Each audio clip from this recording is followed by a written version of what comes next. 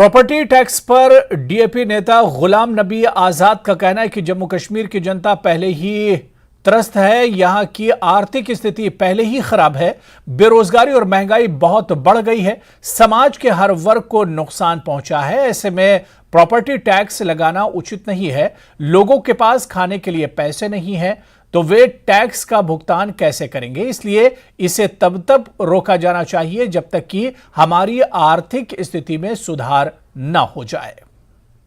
कश्मीर में गुज़श्ता 33 बरसों से जो हालात हैं, हमारे इक्तिसादी हालात जो हैं मिलिटेंसी की वजह से जो खराब हो गए हैं, बेकारी बेरोजगारी कई हजार गुना बढ़ गई है, महंगाई बहुत बढ़ गई है। इन तमाम चीज़ों को मद्देनज़र रखते हुए हमारी वो हालत नहीं है। इन बरसों में हमारा जो टूरिज़्म है वो भी बहुत सफ़र हुआ, हमारा हैंडीक्राफ्ट वो सफ़र हो गया, हमारा जो हार्टिकल्चर था वो सफ़र हो गया। तो चारों तरफ से जम्मू कश्मीर के अवाम को नुकसान हुआ है। तिजारत जो करने वाला तजारतकार था उसको नुकसान हुआ, चाहे वो जम्मू का हो कश्मीर का हो। ट्रांसपोर्टर जो है उसको नुकसान हो गया, कोई तबका दुकानदार हो उसको नुकसान हो गया। कोई जम्मू कश्मीर का एक इंसान नहीं है लखनपुर से लेकर और टंगदार तक जिसका नुकसान नहीं हुआ।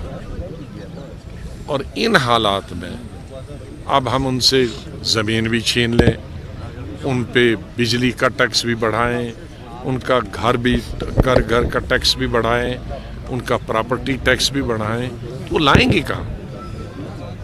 आमदनी का ज़रिया बहुत कम हो गया है इन 33 सालों में। और गुज़श्ता 4-5 सालों से जब से आर्टिकल 370 ख़त्म हुआ या यूटी बनी और उसके बाद कोविड आ गया और कमर टूट गई है लोगों की। तो बहुत सारे हमारे अवाम हैं, राशन जो 35 किलो था वो 5 किलो हुआ। तो किसी किस्म की राहत हमारे लोगों को नहीं है,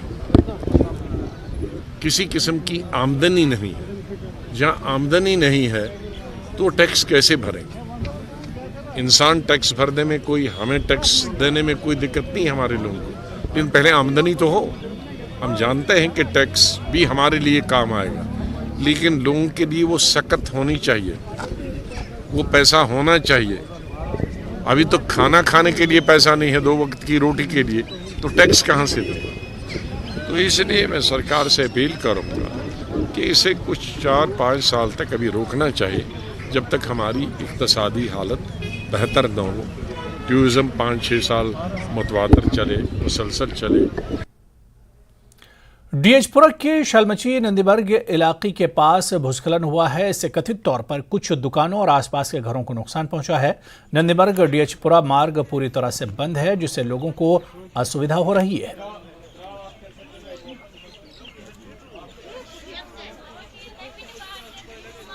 अब्दुल मजीद साहब, इस शाल मच रात कुछ आव यह लैंडस्लाइड क्या कत पे आव तो तुम कत तम सात गमत होवर जनाब ये नम या रात 2:30 बजे यमो 5 टास पे बूज ना मकान आय ना वसित हम गई नंद्र मन हुशार यमो कर पे ओर योर रबत तो यमो मान द्राय तमें सत आव पे मकान तसित।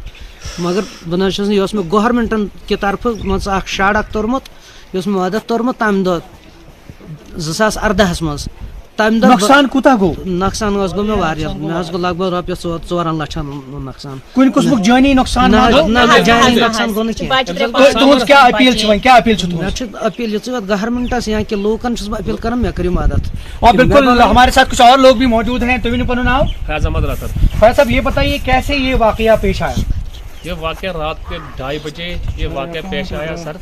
उसके बाद ये 2 मकान इसमें डैमेज आए सर, 2-3 दुकानें सर। इनके पास कुछ नहीं है सर, कुछ सहारे नहीं है सर। 3 बच्चे आम है सर, ये देख कर भी नहीं सकता सर कुछ सर।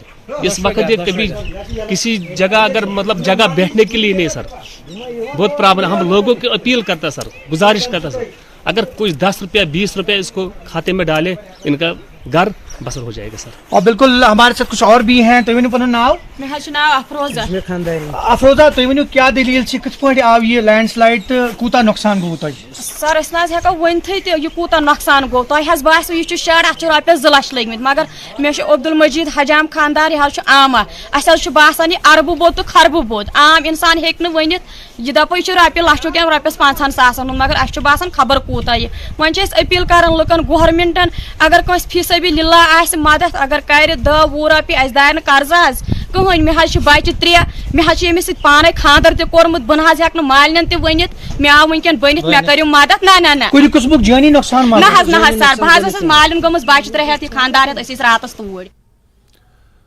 बजट के बाद के पहले वेबिनार को संबोधित करते हुए पीएम नरेंद्र मोदी ने कहा कि भारत नवीकरणीय ऊर्जा संसाधन में जितना कमांडिंग पोजीशन में होगा उतना ही बड़ा बदलाव वो विश्व में ला सकता है।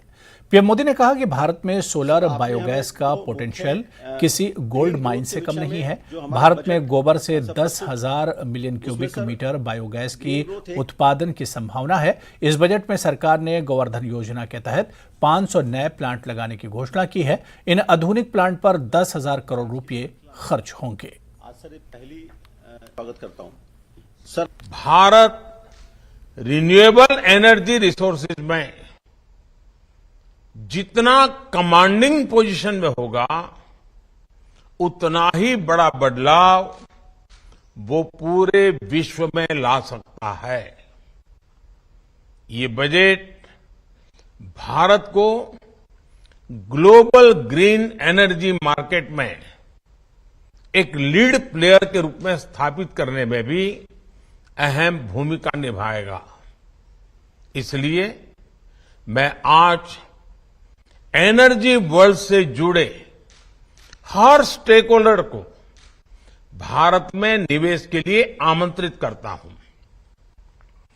विश्व आज अपनी रिन्यूएबल एनर्जी सप्लाई चेन को डाइवर्सिफाई कर रहा है। ऐसे में इस बजट के माध्यम से भारत ने हर ग्रीन इन्वेस्टर को अपने यहां निवेश का बेहतरीन अवसर दिया है। ये इस सेक्टर में आ रहे स्टार्टअप्स के लिए भी बहुत ही उपयोगी साबित होने जा रहा है।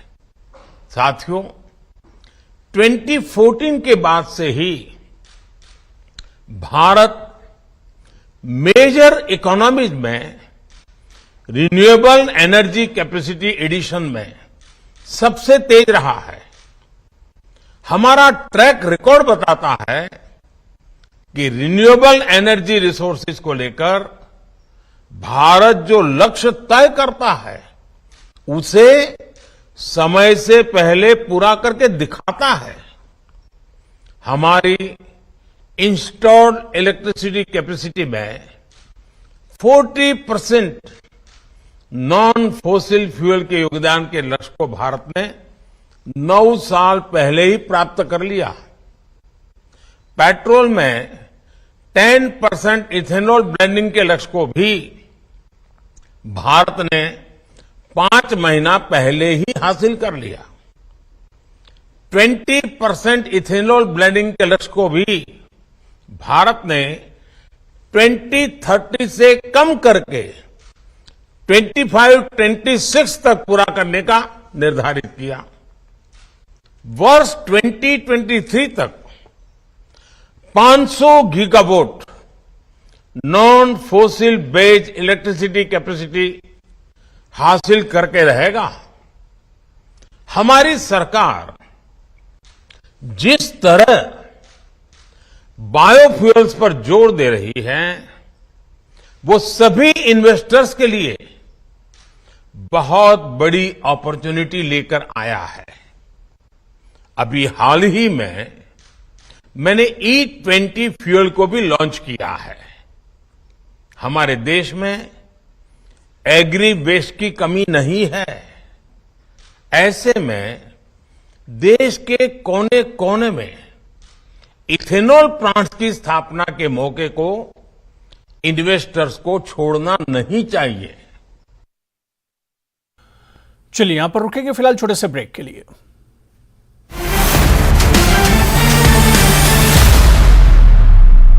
हेडलाइंस प्रेजेंटेड बाय पेट सफा आयुर्वेदिक चूर्ण, पेट सफा तो हर रोग दफा।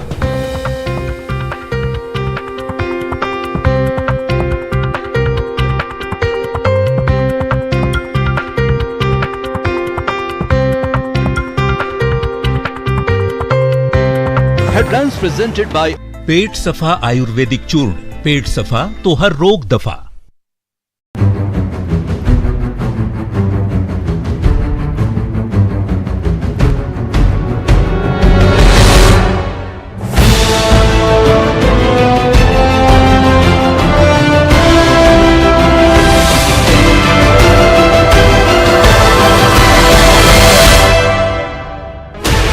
Sixteen channels, 15 languages, 26 states, 1200 plus reporters, 67 plus crore viewers. India's largest news network, News 18 Network.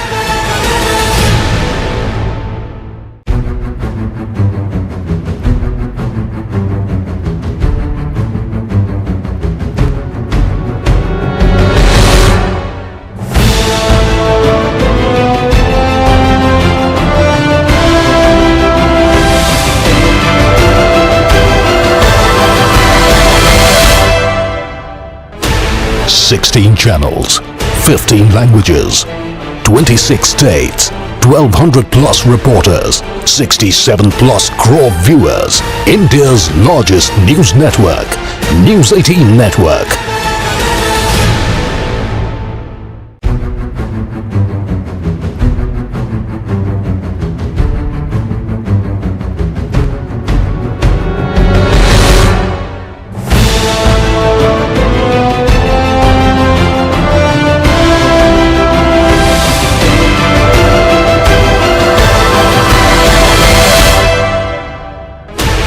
Sixteen channels, 15 languages, 26 states, 1200 plus reporters, 67 presented by पेट सफा आयुर्वेदिक चूर्ण, पेट सफा तो हर रोग दफा।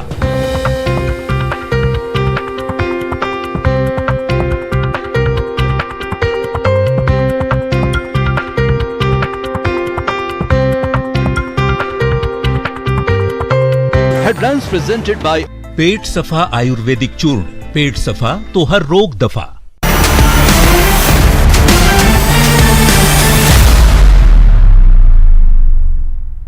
और खबर पाकिस्तान से है, जहां की अर्थव्यवस्था अपने सबसे बुरे दौर से गुजर रही है।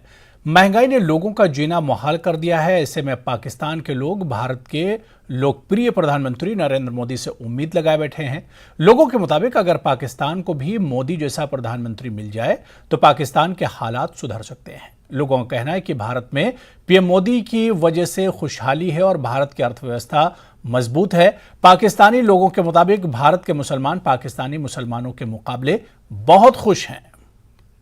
आपको पता है कि 1947 में जब पाकिस्तान बना तो पाकिस्तान जिंदाबाद के नारे लगते थे, लेकिन अब टीवी चैनल्स पर जो नारे चलते हुए नजर आ रहे हैं वो ये है कि पाकिस्तान से जिंदा भागो चाहे इंडिया चले जाओ। जी बिल्कुल ठीक नारे लग रहे हैं। वही चीज मैं आपको बताने लगा था कि 1947 समथिंग जब हमारा पाकिस्तान आजाद हुआ इंडिया से, अंग्रेजों की गवर्नमेंट थी। मैं कह रहा हूँ अल्लाह ना करता ऐसा होता ही ना, सारा पाक हिंद एक होता। आज आपको टमाटर 20 रुपए किलो मिलते, चिकन 150 रुपए किलो मिलता, पेट्रोल 150 रुपए लीटर मिलता आपको। अब हमारी बदकिस्मती नहीं है कि इतने अरसे के बाद हमें मतलब एक अल्लाह पाक ने पाकिस्तानी मुल्क दिया जिसमें मुसलमानों वाला सिलसिला ही कोई नहीं है, चक्कर ही कोई नहीं है मुसलमानों वाला। तो इससे अच्छा तो वो मूंदी है। यकीन माने उसके लोग उसे कैसे मानते हैं और वो कैसे अपने लोगों के साथ संसेर है मोदी। हमें मोदी मिल जाए, हमें तो नहीं नवाज शरीफ चाहिए, ना बेनजीर चाहिए, ना हमें इमरान खान चाहिए, कोई भी नहीं, जनरल मुशर्रफ भी नहीं चाहिए। हमें सिर्फ प्राइम मिनिस्टर मोदी चाहिए जो इस मुल्क के टेढ़ों को सीधा करे, इस मुल्क की मैशियत को ऊपर ले। दुनिया के 5वें नंबर पे आ चुके हैं इंडिया वाले, आपको पता है। तो इस मुल्क को वो ऊपर ले कर दिया। यानी कि आप अच्छी जिंदगी गुजारने के लिए इंडिया के साथ मिलजुल के रहने के लिए तैयार, आप मोदी की हुकूमत को भी कबूल करने को तैयार हैं? जी बिल्कुल तैयार है। मोदी साहब ग्रेट मैन क्या कर रही है। मोदी कोई बुरा इंसान थोड़ी है। इंडिया के जो मुसलमान हैं वो 150 रुपए लीटर पेट्रोल ले रहे हैं ना, 150 रुपए का चिकन इंडिया वाले ले रहे हैं ना, इंडिया के मुसलमान। जब रात को आप अपने बच्चों की रोटी पूरी नहीं ना कर सकेंगे, आप कहेंगे हम कौन से मुल्क में पैदा हो गए हैं, देगा वो। अभी दिल से दुआ है हमारी कि या अल्लाह हमें मोदी दे दो कि जो 8 साल हमारे मुल्क पे गवर्नमेंट करे और हमारे मुल्क को सीधा कर दे। हम तो इंडिया को पहले तो हम इंडिया के साथ कंपेयर करते थे, अब आप बिलीव कीजिए इंडिया के साथ हमारा कंपैरिजन है ही नहीं, किसी भी लिहाज से नहीं है। वो इधर हैं, हम लोग इधर हैं, इस चीज को मानना चाहिए। तो पाकिस्तान में महंगाई से लोग बेहाल हैं। पाकिस्तान में सामान की कीमत आसमान छू रही है। खास रिपोर्ट देखिए।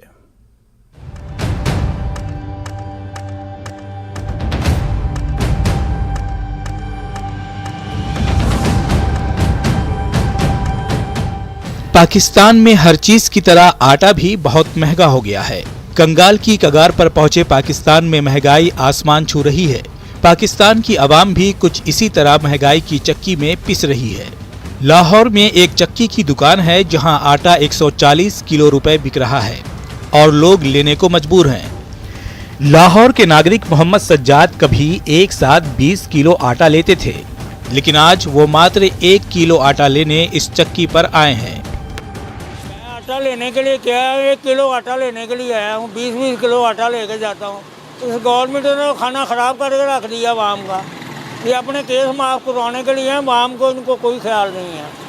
हाँ जी, इनको शर्म करनी चाहिए। वो जो महंगाई आई है, कैसे आप गुजारा कर रहे हैं? मरेंगे और क्या करेंगे, और तो कोई तरीका नहीं है। आटा कैसे, किस रेट पे लिया आपने? 140 रुपये किलो। और अभी कहते हैं और मजीद बढ़ेगा, ये 200 रुपये तक भी जाएगा। मरेंगे हम, और क्या करेंगे। इनको तो अपने केसों की बड़ी, हम क्या करें। वहीं आमिर कहते हैं कि इस महंगाई को देखकर लगता है कि सब कुछ खत्म हो जाएगा। वो कहते हैं कि लगता है कि पाकिस्तान में सुनामी आने वाली है। सर ये चक्की का आटा इसलिए है कि 2 नंबर आटा बहुत ज़्यादा आ रहा है, ठीक है। दूसरी एक और बात ये है कि आटे में मिलावट ऐसी हुई है कि लोग बीमार बड़े हो रहे हैं, ये आटे की वजह से। जो बाहर आटा इनसे आना इधर 140 रुपये, ठीक है, बाहर 130 रुपये 120 रुपये मिल रहा है, लेकिन वो आटा खाने वाला नहीं है। खाने का मतलब ये बीमार बंदा हो जा रहा है। लगता यही है कि ये इधर सुनामी आ जानी है, मतलब ये कि यहाँ पर कुछ भी नहीं रहना, सारा ख़त्म हो जाना है। ये जो हुकूमत कर रही है, जो हुकूमत चाह रही है, वो चीज़ इन्होंने कर देनी है, लेकिन जो हल्के तबके के लोग हैं ना, वो सारे ख़त्म हो जाने हैं। कुछ ले नहीं जाना, घर में कुछ खाने के ले नहीं जाना। दुकान के मालिक कहते हैं कि आटा पहले 80 रुपए किलो था, फिर वो 160 रुपए किलो हुआ और अब आटा 140 रुपए किलो बिक रहा है। और गाँव ज़रूर है, लेकिन ज़रा कम है महंगाई के दौर में। आटा भी महंगा है। पहले आटा जो 80 रुपया था, अब 160 रुपया था। 160 से 20 कम हुए हैं, 140 है, लेकिन अभी भी महंगा है 80 के हिसाब से। तो गाँव ज़रा कम है। पाकिस्तानी रुपया आज डॉलर के मुकाबले 262 रुपए पर खड़ा है। मुद्रा में गिरावट के बाद पाकिस्तान में आटा, चावल, दाल की कीमतें आसमान छू रही हैं। पाकिस्तानी सरकार दावा कर रही है कि लोगों को सब्सिडाइज आटा मुहैया कराया जा रहा है, जिसकी कीमत 65 रुपए प्रति किलो है, लेकिन आवाम का मानना है कि आटा खाने लायक नहीं है। 140 अब तो मिल रहा है। अच्छा, पहले 160 था। हाँ जी। तो भाई सरकारी आटा मिल रहा है, वो ठीक नहीं है। वो नहीं सही आटा है, वो काला होता है, रोटी भी नहीं अच्छी बनती, खाते जो पेट में दर्द होती है। असी तो गवर्नमेंट ने है कि गरीबों का सोचो, जो गरीबों ने खाना वो सस्ता करो, बस यही हम चाहते हैं। ये तो रेट था 12 रुपये का, अब गवर्नमेंट दिए में 15 रुपये का, 25 रुपये का नाम दिया हुआ है। हम गवर्नमेंट के रेट पे चलते हैं और इंशाल्लाह देते हैं ये, मगर गवर्नमेंट में कम्प्रोमाइज़ करे तो जब हमें आटा महंगा मिलेगा हम मजबूर हो जाते हैं। तो बिल भी आते हैं, बिल भी अच्छे हैं, तो सीखा सर भी अच्छे हैं, लोग हुक्म में हम चलते हैं।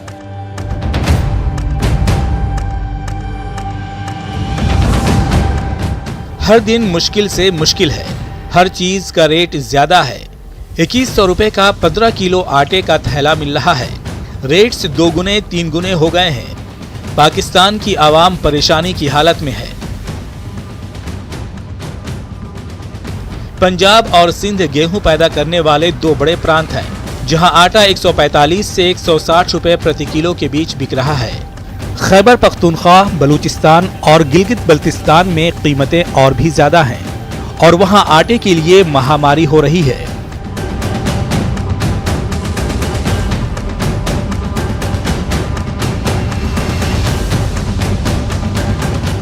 पाकिस्तान रोटी रोटी को मोहताज हो रहा है। वहीं पेट्रोल की कीमतों के कारण आवाम के मुंह से हाय निकल रही है। लाहौर के पेट्रोल पंप पर पेट्रोल 250 रुपए प्रति लीटर बिक रहा है, वहीं डीजल 263 रुपए में बिक रहा है। तो कह रहा हूँ कि पेट्रोल 400 रुपए भी कर दे तो आवाम जिस दिन 400 होगा एक दिन पहले फ्यूल डलवाएगी, मगर ये है ना कि उसके खिलाफ नहीं खड़े होंगे। वो एक दिन पहले सारी लाइन लगी होगी, हम डलवा किस लिए रहे, मगर ये नहीं पता कि 400 पे जा क्यों रहा है। सर क्या कह सकते हैं, गरीब आवाम को इन्होंने मारा हुआ है। वो आते हैं वो चोर हैं, वो आते हैं वो चोर हैं।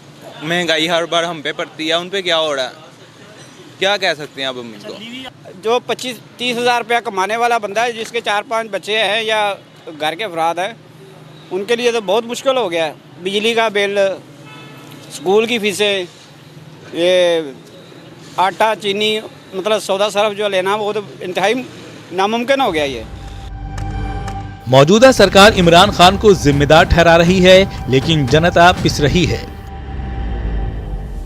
IMF से बेल आउट पाने के लिए पाकिस्तान ने हाल ही में मिनी बजट पेश किया, जिसके बाद टैक्स वसूली के लिए पेट्रोल और डीजल की कीमतें बेतहाशा बढ़ाई गईं। पेट्रोल की कीमतों में 22 रुपए और डीजल में 17 रुपए का इजाफा किया गया। इसी बीच पाकिस्तान के प्रधानमंत्री नवाज शरीफ ने सरकारी खर्च को कम करने के लिए कुछ घोषणाएं की, लेकिन जनता को राहत कब मिलेगी ये कहना मुश्किल है। Bureau report, news 18। तो चलिए इस बुलेटिन में भी फिलहाल इतना ही। नमस्कार।